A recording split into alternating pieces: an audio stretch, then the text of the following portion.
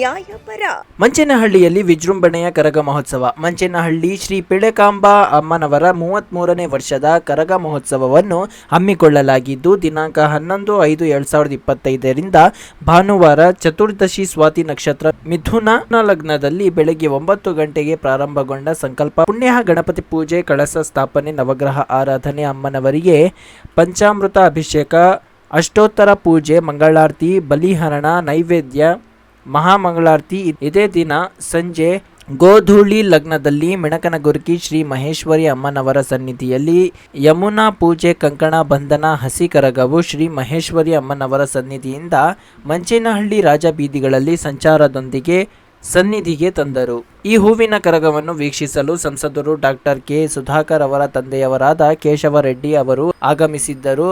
ಆಲಯದ ಅರ್ಚಕರಾದ ಸದಾನಂದಾಚಾರ್ಯರು ಮತ್ತು ಶುಭಾಚಾರ್ಯರು ಅಮ್ಮನವರ ವಿಶೇಷತೆಗಳನ್ನು ಹಾಗೂ ವಿಶೇಷ ಪೂಜೆಗಳ ಬಗ್ಗೆಯೂ ಸತತ 3 ವರ್ಷಗಳಿಂದ ಇದೇ ರೀತಿ ನಡೆಯುತ್ತಿದೆ ಎಂದರು. ಕರಗವು ಮೊದಲು ಹೊರುತ್ತಿದ್ದವರು ರಂಗಪ್ಪನವರು, ನಂತರ ಅವರ ಮಗ ಗೋವಿಂದಪ್ಪನವರು ಅಮ್ಮನವರ ನಯನ ಮನೋಹರ ಕರಗವನ್ನು ಹೊತ್ತು ಸಂಪ್ರದಾಯಗಳನ್ನು ತಂದೆಯವರ ಮಾರ್ಗದಲ್ಲಿ ನಡೆಯುತ್ತಿದೆ ಎಂದರು.